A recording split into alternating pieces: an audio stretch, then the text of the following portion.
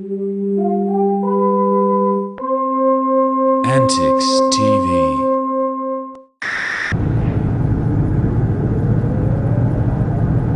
You guys use as far as like the vintage analog stuff?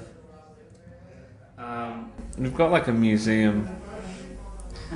It's like if we listed all the stuff we had at home, it's a lot of gear, and we've been buying synthesizers the whole tour because they always go down, the old stuff. Sometimes it feels criminal to be taking them on the road and flying them around because, you know, it's like they should be in a museum, they should be in mothballs, they should be in a home studio, but we choose to play with them because it's more fun. But it means that we do have to keep an eye on eBay.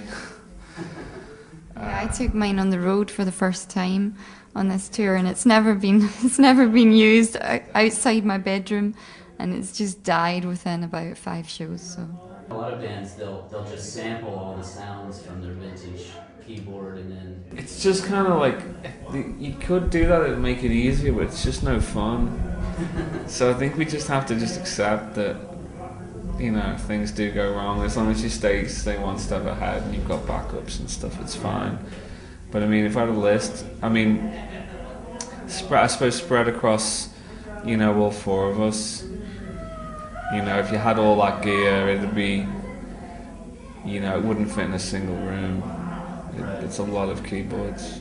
it costs us a lot of money and extra baggage on flights. Yeah. We had a nightmare band to tour manage or, you know, work with. did producing it yourself make a big difference in how they all came together? Not to be honest, because we've always produced it ourselves, you know, to an extent, you know, maybe 70% there. And then we've worked with maybe the last 2 albums. We had, you know, we had producers, but we still, 70% of it was ours anyway, like any band really.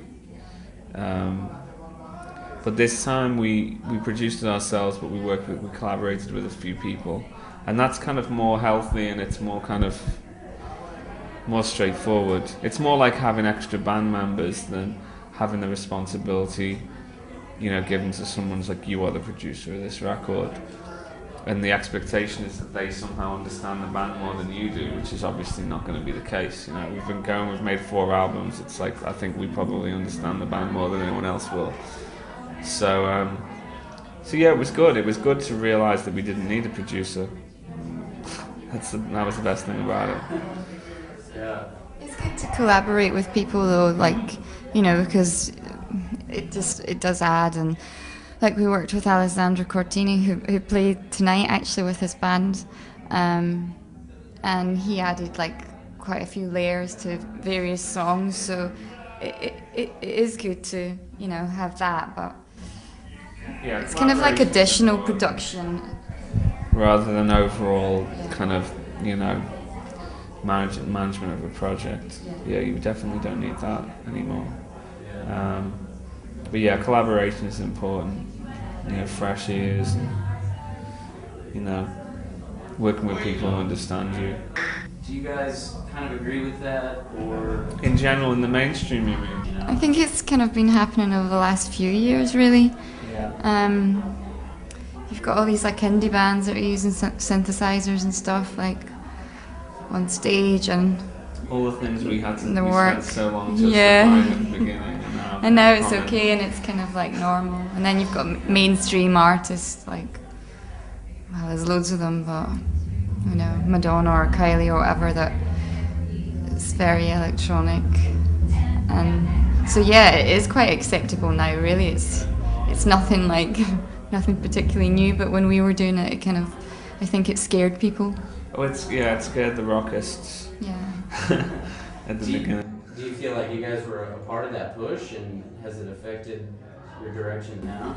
Well, I suppose there's certain things that we were doing that probably, you know, yeah, that made sense to us 8 years ago, and but unless, you know, you don't want to just replicate that because something's become fashionable or somehow come into the mainstream, you go, no, you know, you don't want to replicate it for that reason. You just have to keep making the records that you want to make. So we've developed, over time, tried to not stand still, But I think the albums, if you listen to them as as a whole rather than in isolation, it makes sense to how we've evolved. Like the beginning is a very much bedroom production. The second album was a kind of refined version of that. The third one was sonically, way wider, way more expansive. And the new one, I feel like, is I think it's the most definitive album. Like, if people were only going to hear one record that we did, I'd definitely give them this one.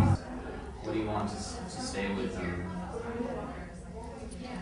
But I suppose most people come to see us and they find it, a lot of people are surprised by how heavy it is. And as well, I think a lot of people, a lot of our fans over here got into us kind of like 604 Light and Magic, and so they're sometimes a little bit surprised by how it does rock out a bit, on various songs. So, and we always used to push the older songs a bit kind of further than what they were on record, just so that they hit people more the more people direct. who've seen us a few times, maybe, the people who've kind of been there since the beginning, they saw us evolve. So, when we started playing the second album. So it's not a shock to them. I think it's where you go somewhere, you go somewhere and play to someone who's never seen you live, and the only album they've heard is Magic or something, then they might be a bit freaked out by it. Hopefully in a good way. Yeah, hopefully pleasantly surprised.